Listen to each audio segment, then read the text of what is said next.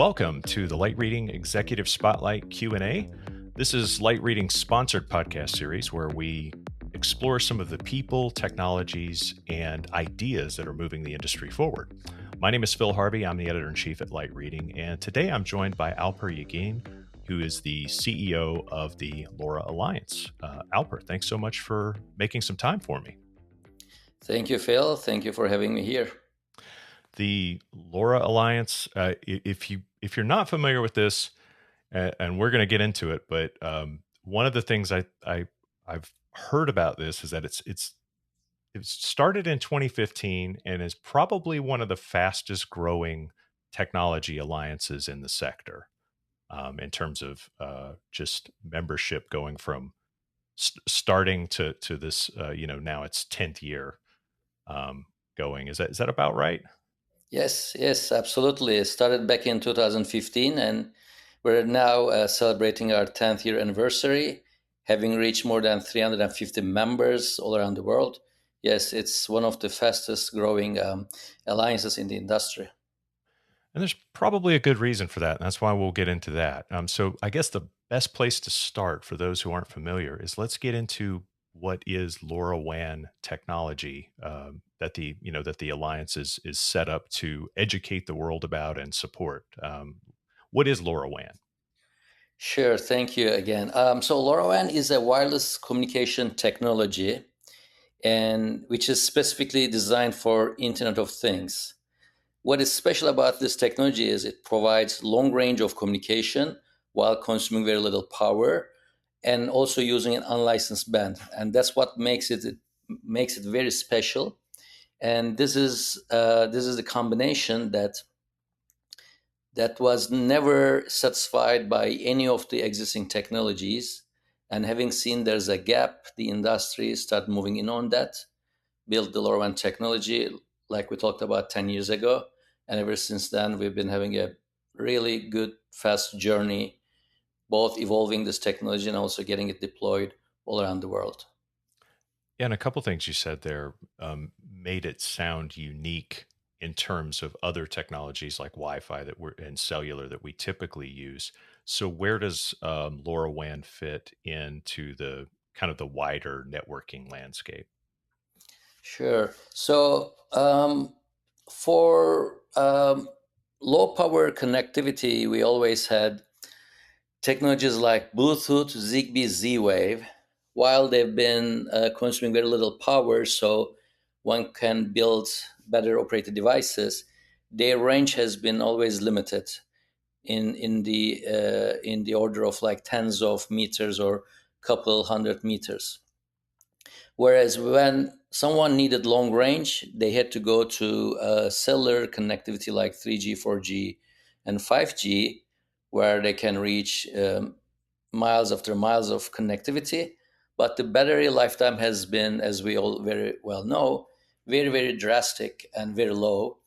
And so the combination of providing low power consumption as little as what Bluetooth, Zigbee, Z-Wave does, while also providing the range that cellular does, this has been an untapped market by any of the standard technologies.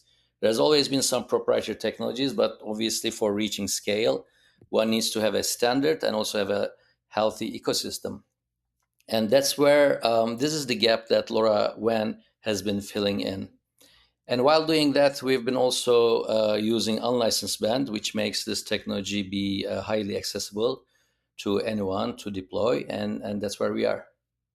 Yeah, that makes it really interesting from a networking point of view because it does kind of fit in between a lot of the gaps that other technologies leave. You alluded to this earlier, but let's get into it a little bit in more detail. Some of the things I would think of when it comes to cellular communication is, yeah, like you said, excellent range and excellent coverage, but it does require to work on license bands. It does require extra battery power from the device. What are some other sort of characteristics of LoRaWAN that make it um, able to do things that cellular can't? Yeah, so when we compare LoRaWAN with the cellular counterparts like Narrowband IoT, LTM, and the others, one thing we see is the low power operation. So for many IoT devices, in order to achieve high autonomy, you need to operate these devices over 10 years in a single battery charge. So that's something LoRaWAN is able to do. Whereas one cannot do the same with Narrowband IoT or especially LTM. And this is by design. We have designed this technology from ground up to be a low power consuming technology. And secondly, the infrastructure cost with LoRaWAN, what we call a gateway, which is basically a LoRaWAN base station, is almost as low cost as a Wi-Fi access point. Again, this is also by design. In our architecture, we designed base stations to be lightweight so they can be produced at low cost and they can be easy to deploy. And using unlicensed band, that means anyone can deploy LoRaWAN. So we see LoRaWAN being deployed at home, in the offices, citywide, nationwide networks as well. So it's a mix of public, private, and even community, crowdsourced community-based networks empowered by LoRaWAN. So among all the wireless technologies, LoRaWAN is the only one that one can build this variety of networks at scale. And on top of that, these networks, whether they are operated by public operators or private citizens or community, they can be integrated together through roaming to complement each other, which is also very unique. For example, take Wi-Fi. Wi-Fi access points are all around the world. Like where I'm sitting here, I bet I can hear tens of SSIDs being advertised. Nevertheless, I cannot use them because none of them are my network and they're not integrated. But Right. with LoRaWAN, we are now integrating networks, so I can not only use my own network, but also my neighbor's network or other organizations. And that is bringing strength to the ecosystem. And lastly, we have a very wide ecosystem today. There are nearly 2,000 LoRaWAN products in the market. So having this type of a portfolio is also very key in enabling various IoT applications, which again stands us apart from cellular counterparts. Okay. Well, that's a really good basis to kind of help people imagine where this could be useful. Let's start talking about some of those specific applications. What types of applications would benefit from LoRaWAN the most? Because, like you said, it's got all these interesting characteristics that seem really unique. The low cost aspect, the fact that you can that the network roaming is kind of integrated into the technology itself. Boy, I wish we could do that with Wi-Fi. That would be amazing. Um, without having to stop and sign into everything. Mhm. But what type of applications, just so people can get an idea of where they might have seen it before or where they could imagine it in the future? Yeah, so for that, actually, I would like to provide the definition of two categories of IoT applications. One of them is called critical IoT. These are the type of applications that either require large data transmission, like transmitting megabytes and gigabytes of data per device per day. For example, connected cars, point of sale machines, or connected video cameras. Or they are the type that requires real time communication with guaranteed latency in milliseconds granularity, such as remote control of a robotic surgical arm or an autonomous vehicle. Now, as you can imagine, these are very small, narrow part of the IoT landscape.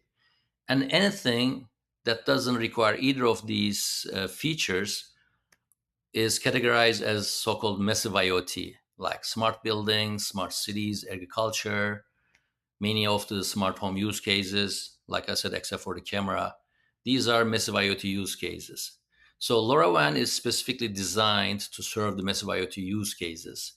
And I would say more than 90, even more than 95% of the IoT use cases, they do fall under this category. They require the end devices to send small number of small packets, but they require to have a long battery lifetime. They require to be either having a long range of communication or they require communication through obstacles like walls and ceilings. So while I said LoRaWAN has long range communication, it's also used indoor. And when it's brought indoor through so-called picocells, which are like Wi-Fi access points used indoor, they penetrate through the walls and ceilings. So with small number of LoRaWAN gateways, one can provide a facility-wide, building-wide network as well. So yeah, again, these are massive IoT use cases, and that's what LoRaWAN is catering. Okay. Yeah, that makes sense. I can imagine specifically in smart building applications how that would be such a huge advantage for that technology because you don't want every single device on every floor having to talk to a cell tower, especially from inside a building. That's going to be messy and super expensive, and then it's going to be a bit of a power drain as well. But for those Indeed. devices, to just wake up every time, hey, it's time to change the temperature or something like that. I think that, or sensors near, water outlets and things like that. That's the kind of thing I feel like is more, like you said, not mission critical, but very everyday use, massive Mhm. IoT type of stuff. Absolutely.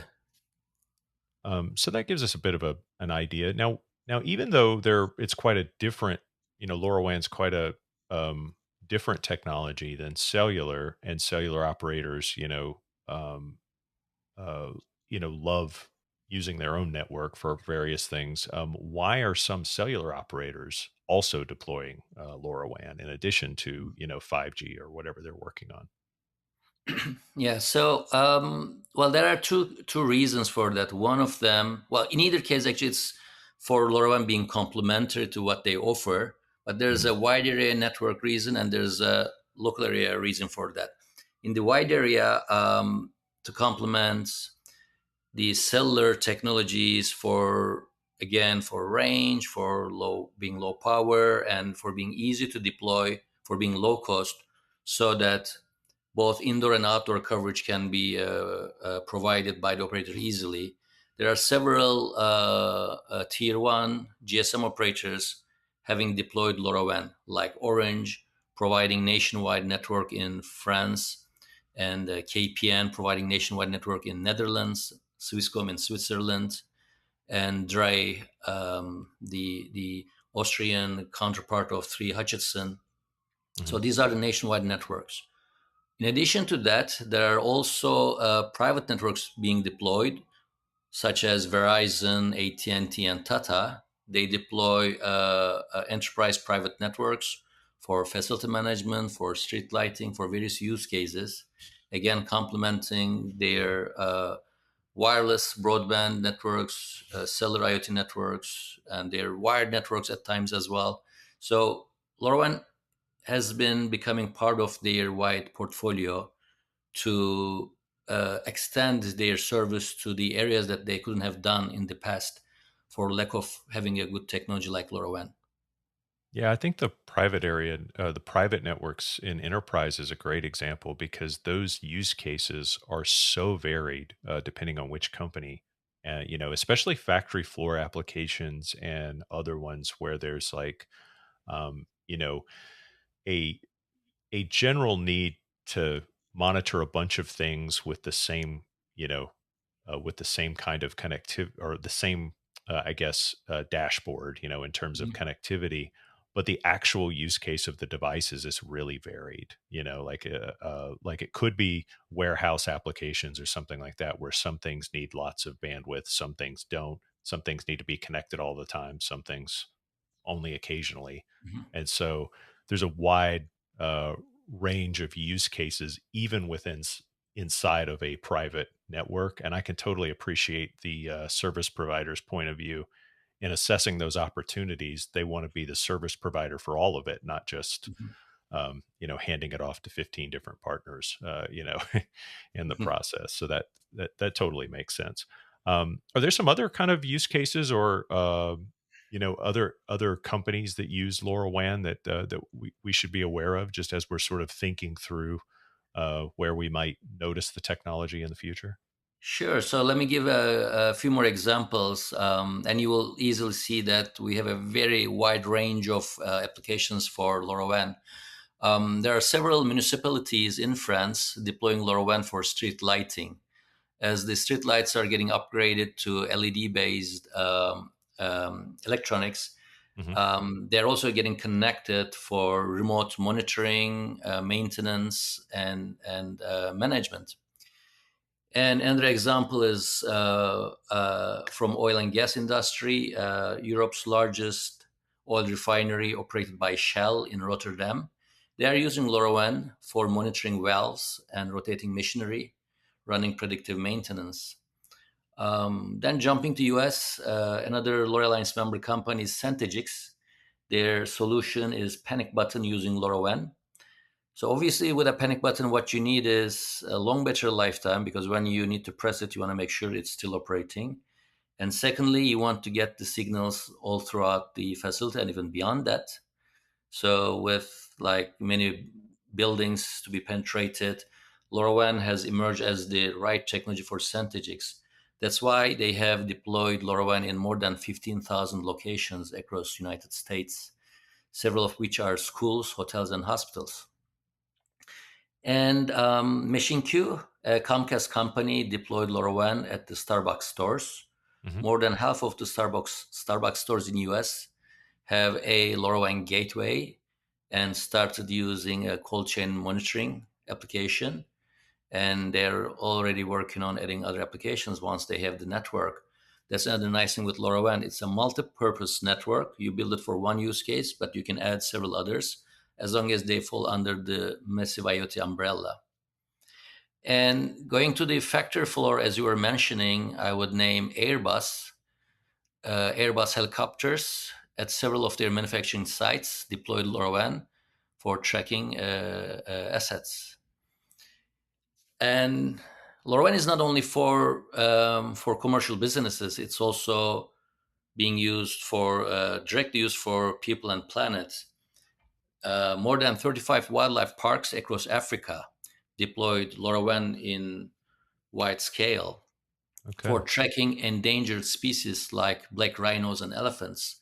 Also monitoring the tourist activity, like the tourist vehicle speed against overspeeding, overpopulation, to reduce the wildlife and human conflicts. So, well, after having completed 10 years in the industry, this technology, now we have more than 125 million connected devices spanning several use cases. And our growth rate, annual growth rate for connected devices is more than 25%. So every day we are hearing a new use case being added by our members and the larger ecosystem, and this list keeps growing. Okay. Yeah, that's those are some great use cases to think about and to kind of dig into. We're actually familiar with the Machine Q one. A couple of years ago, they were in our Leading Lights Awards program, Mhm. and one of the things that that one helped me to appreciate. I'd worked in food service and I still didn't get it, but the whole idea of like the fact that in a food service or a retail environment, it's like you not only have like a lot of sort of radio noise just in those Mhm. shopping centers and that type of stuff. But in those areas, you also have the commercial refrigerators and freezers and other kitchen equipment are Mhm. absolute signal killers. And so Yes. you have to be really creative if you're going to, install any kind of remote monitoring or remote, sort of diagnostic equipment, inside of walk-in coolers and things like that to keep you from spoiling food. Um, you have to use technologies like LoRaWAN because Mhm. it makes that whole process. You can overcome those signal problems in some of these really, by definition, sort of tiny coffee shops and places like that. And it does make a difference, and it does kind of reach around the corners that regular cellular networks or even Wi-Fi couldn't quite accomplish. So Yeah. that's one that I think the other one I was interested to hear about was the endangered species. That's an Mhm. interesting one to track as well because you got to have that battery life, and and that's something that Absolutely. uh, Yeah, yeah. I mean, once a sensor is placed on an elephant or rhino, you don't want to recall the animal for recharging, right? That's not yeah, practical. It's not like carrying a smartphone. right, And exactly, yeah, you, regarding the earlier point of yours, Phil, Starbucks is not the only one. There are several others in the QSR business, quick serve yes, restaurants like McDonald's, Five Guys, Shake Shack. There are uh-huh, several other examples of LoRaWAN deployments as well, for the very reason that you just mentioned, having like cabinets, like fridges, walls, and storage, and many metallic equipment, and yet yeah. you want to really get the signal through all these obstacles. Yeah, yeah, and the payoff is that these places don't can be super. I mean, um, it's their reason for being, providing that consistency, order after order after order. The only way to do that is make sure your temperatures are in check. Make sure the food that's supposed to be cold is cold. The food that's supposed to be hot is hot. Mhm. And in a small space like that, that just gets more and more challenging. If anybody's ever had a chance to go back behind the counter, it's you're like, wow, how do they get all that done in such a small area? It's pretty remarkable. Where's the? I'll finish with this last question, and then we'll let you go. Where's the area where LoRaWAN is seeing the most traction? So, well, nowadays the biggest traction is in the metering area. So, I mean, this may not sound as exciting as, say, tracking rhinos or connecting Starbucks stores, but and it's a topic that's been talked about for several decades now, right? I mean, if you go back 10 years, 20 years, even 30 years, people were talking about like connected meters. But now is the time this is really happening. Mhm.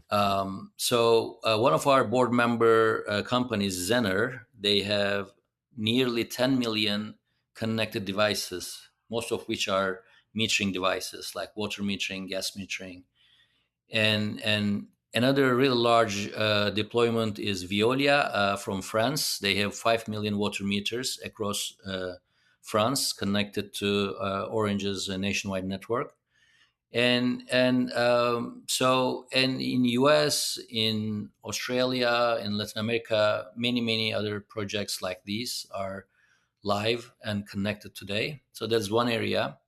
The other area we have very speedy uptake is the smart buildings and facility management.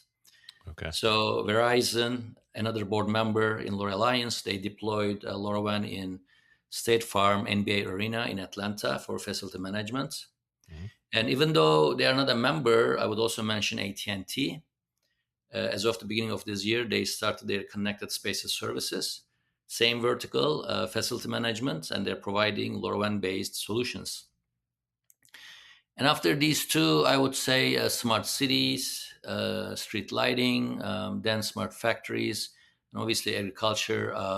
There's a lot of momentum on those fronts as well. But in terms of the volume in metering, in terms of the super exponential momentum, it's the smart buildings and facility management for this year. Makes sense. Yeah, I can totally see why that's the case. Well, we'll leave it there for now. This has been a great overview of LoRaWAN, and gives, I think, folks a real grounding in how unique the technology is, and also how widely it's being used in the variety of use cases. Something to consider. If they're thinking in that direction or need a solution and they can't quite uh, you know, find the perfect fit for all the other radio solutions and connectivity solutions out there. Alper, thanks so much for your time and for being on the Light Reading Podcast. Thank you very much, Phil. I appreciate it.